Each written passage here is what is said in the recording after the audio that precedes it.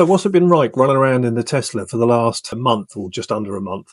So currently I've done 553 kilometers in it. I've actually done a little bit more, but when I worked out the calculations, this is what the mileage was on there. So yeah, 553 kilometers. As you all wow, if you haven't known before, I've been driving around in a TV V8 4.4 Range Rover autobiography, which, don't be wrong, stunning car, absolutely lovely. But I've done some calculations. I'm just going to look on here and I will show up here the actual calculations of it. So my car on average consumes roughly around about 13 litres per 100 kilometres. That's average across the board. Sometimes you get slightly better than that, not much, but sometimes it can go down to 9 litres. If you're running around town all the time, it's a bit of a guzzler. It can be up to 16 litres. So 553 kilometres, the fuel consumption, divide that by 100, then times it by 13, that's 71.89 litres of fuel. Currently here in Ukraine, it's cost about 47.9 hryvnia per litre. So the total cost of that, it has cost me 3,440.43 hryvnia, which is around about just under 67 UK pound to do that journey. So now if I go into the Tesla details again, I'll put them up there and I'm going to read it off of here. So the energy consumption for that per kilometre, on average, it's been around about 284 watt hours a kilometre. So basically, temperatures here have been -10, -6, -8 first thing in the morning. I'm driving around obviously with the heaters on all the time and the heated seats as well. So that's going to be more than it would normally have. So the total energy used for 553 kilometres is 157.05 kilowatt hours. Cost per kilowatt here on the nighttime tariffs is 2.12 hryvnia. I know, different in your countries, incredibly cheap here. So the total cost is 333 hryvnia. So basically, it's a tenth of the price. Actually, it's slightly better than that, but it's around about the tenth of the price. So rather than paying £67 in fuel, I've actually used £6.30 or £6.35 in UK pound in electric.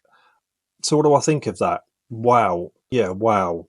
And it's kind of pushed me in the thought pattern of this is the way to go. And I really need to be thinking about selling the Range Rover. And I never thought I would ever say that.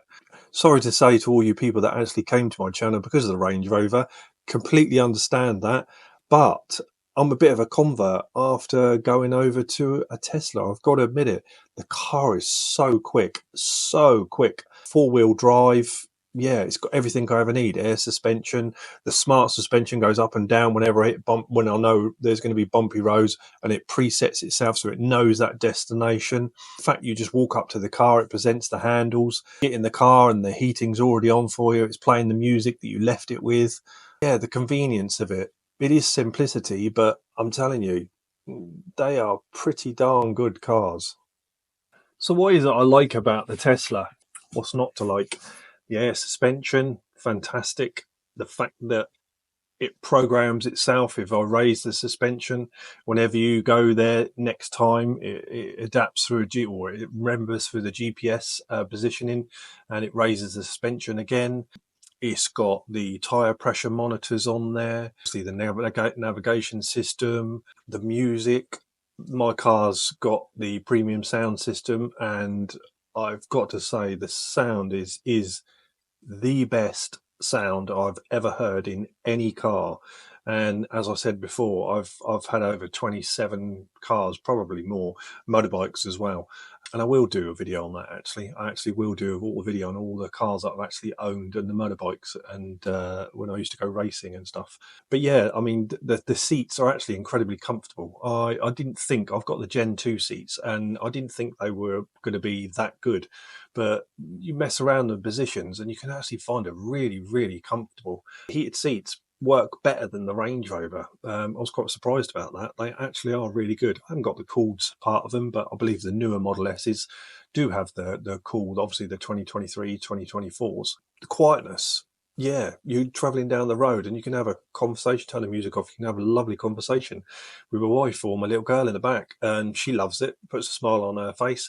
And I'm sure there's loads of videos of people done it before. There is, because I've seen them. But when you put your foot down in this car, damn, is it quick. It is really quick. In fact, it's quick in chill mode, let alone the standard mode. And I generally drive it around in chill mode all the time because I think that's fast enough. Yeah, love it. Absolutely love the car. So if anyone's interested in buying an IID tool, this specific one, it will be available soon. It's the IID tool Bluetooth G3. Still in the box and stuff like that. All you have to do is just re-register it, which I believe is about £20, £25. Leave in the comments if you are interested.